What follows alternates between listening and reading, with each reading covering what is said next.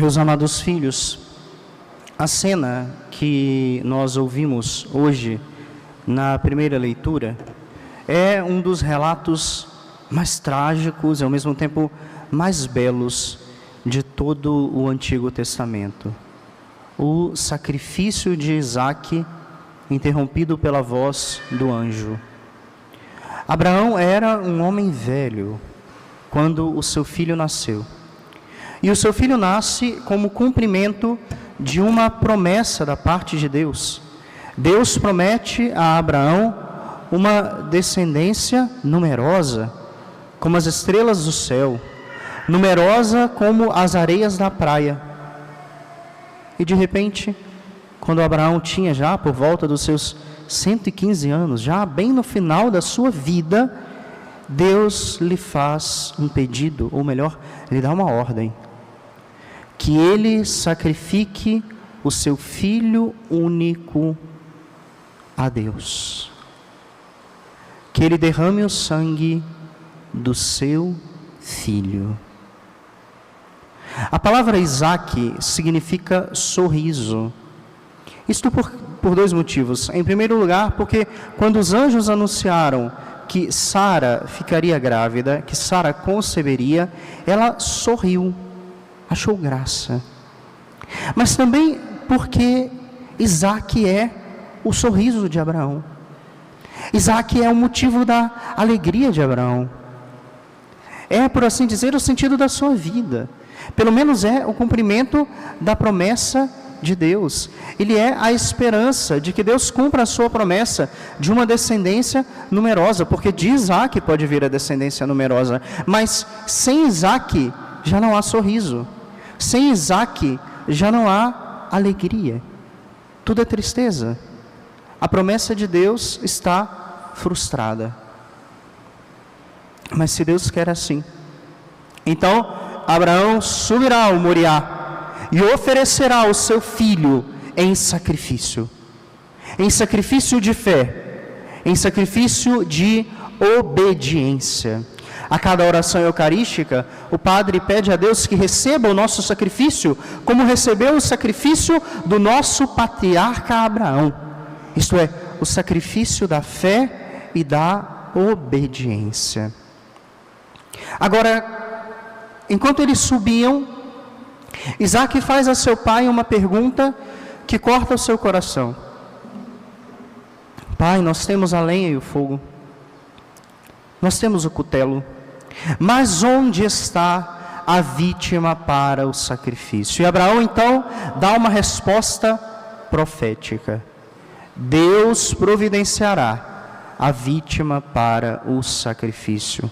De coração cortado, sem saber o que está dizendo, para consolar o seu filho, Deus fala pela boca de Abraão.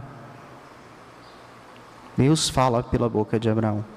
E quando estavam lá no alto daquele monte, e quando Abraão ergue as mãos para sacrificar o seu filho, a voz do anjo o impede.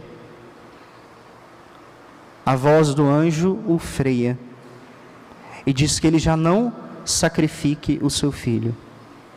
É que o verdadeiro sacrifício já aconteceu. O sacrifício da fé provada ao extremo, o sacrifício da obediência provada ao extremo. E Deus não quer o derramamento do sangue de Isaque, mas Ele quer sim a obediência perfeita de Abraão. Não é do sangue de Isaque que Deus tem sede, mas Ele tem sede do amor de Abraão. E Abraão então, olhando para o lado, vê uma vítima preparada, um carneiro preso pelos chifres, pronto para ser sacrificado, portanto. E Abraão então realiza aquele sacrifício que de algum modo é um sacrifício expiatório, um sacrifício que é feito no lugar do sacrifício do seu filho.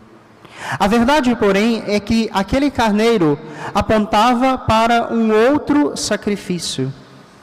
Ele apontava para o sacrifício de Cristo, que Ele sim deveria ser morto, não no lugar de Isaque somente, mas no lugar de todos nós, que pelos nossos pecados merecíamos a morte, não a morte terrena, mas a morte eterna. Não somente a morte terrena, mas a morte eterna no inferno. De fato, na cruz, cumpriu-se a palavra profética de Abraão: Deus providenciará a vítima para o sacrifício.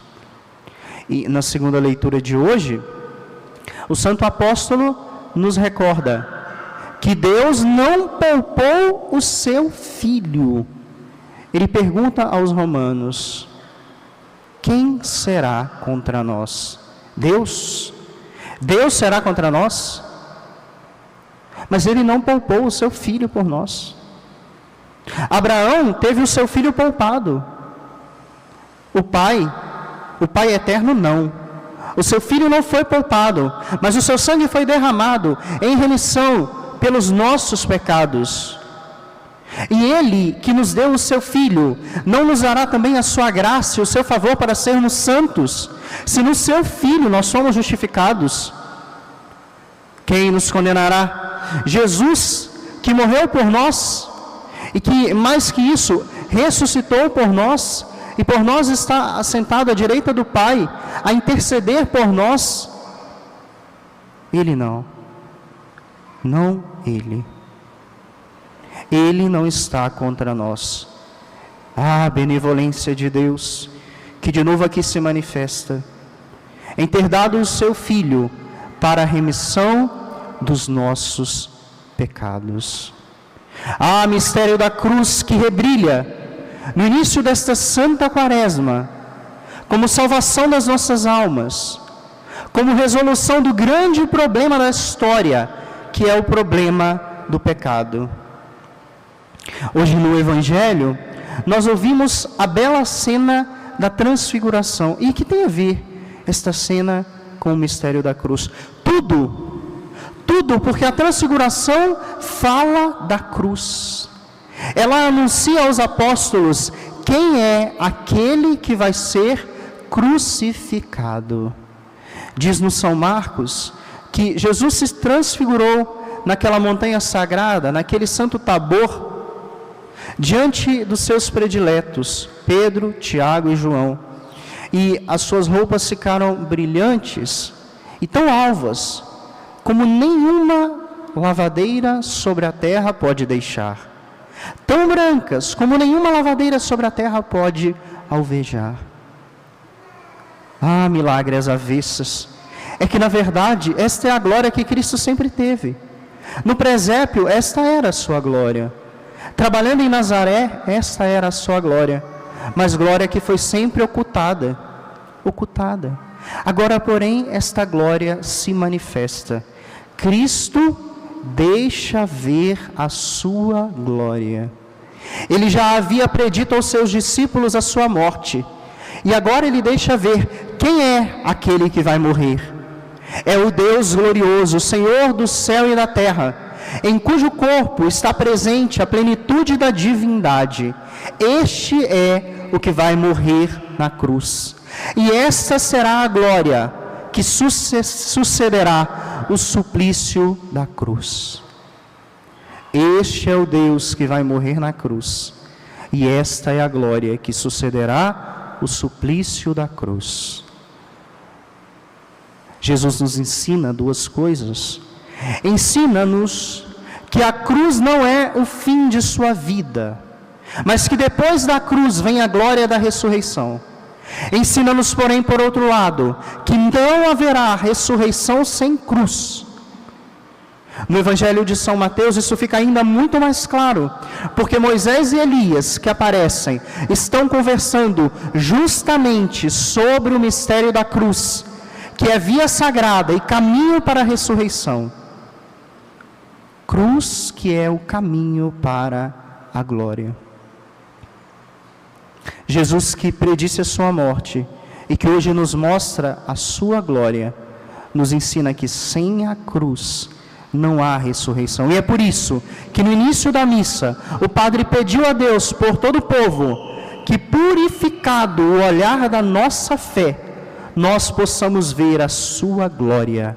Sem que a nossa fé seja pura, como pura era a fé de Abraão, sem que a nossa fé seja pura para enxergar na cruz a glória, então nós jamais veremos a glória de Deus. Sem ver na cruz o caminho da salvação, nós jamais poderemos contemplar a Deus face a face. Isto tem consequências muito diretas e muito objetivas para a nossa vida e para a nossa quaresma. A quaresma e a vida são o tempo da cruz. São tempo de renunciar a nós mesmos. São tempo de matar o homem velho. São tempo de sacrifício, de penitência, de mortificação, sem o que não se chegará com sinceridade às festas pascais e não se chegará com méritos às núpcias eternas do Cordeiro. Quem nesta vida não abraçar a cruz, também não receberá a glória. Encantado com o brilho da transfiguração, São Pedro quer permanecer ali e diz: Senhor, vamos fazer 3 tendas, uma para ti, uma para Moisés e uma para Elias. São Pedro quer permanecer na glória, ele não quer descer, não quer ouvir a voz de Cristo que fala da cruz, mas Deus, falando através de uma nuvem, lhe diz: este é o meu filho amado, escutai o que ele diz. Ele fala de cruz, ele fala de paixão, ele fala que deve descer e sofrer na mão dos sumos sacerdotes, dos anciãos, dos mestres da lei, para que por meio dos seus sofrimentos, passando pela cruz, ressuscite dos mortos. E hoje Deus nos diz de novo: escutai o meu filho, escutai, não os falsos pregadores de fora da igreja e de dentro dela, que prometem uma vida fácil, uma vida sem cruz, uma vida de prodígios, de milagres, de curas, de consolações, que excluem a cruz, porque uma vida que exclui a cruz é uma vida que conduz ao inferno e não uma vida que conduz ao céu. Ao céu se vai pela cruz. Ao céu se vai pela cruz. Que nós aprendamos a viver do mistério da cruz. Os discípulos desceram e obedeceram a Cristo. Eles não contaram a ninguém o que tinham visto, mas entre si eles ficavam perguntando uns aos outros: o que quer dizer isto de ressuscitar dos mortos? Ressuscitar dos mortos significa que Cristo só ressuscitará porque passará pela morte. Significa que eu e você só veremos em nós brilhar a luz de Cristo, só ouviremos com alegria de coração na noite da Páscoa aquele eis a luz de Cristo e cantaremos alegres: demos graças a Deus, se de verdade tiver morrido um pouco em nós do homem velho, para que ressurja e rebrilhe mais e mais o homem novo ressuscitado com Cristo. Louvado seja nosso Senhor Jesus Cristo.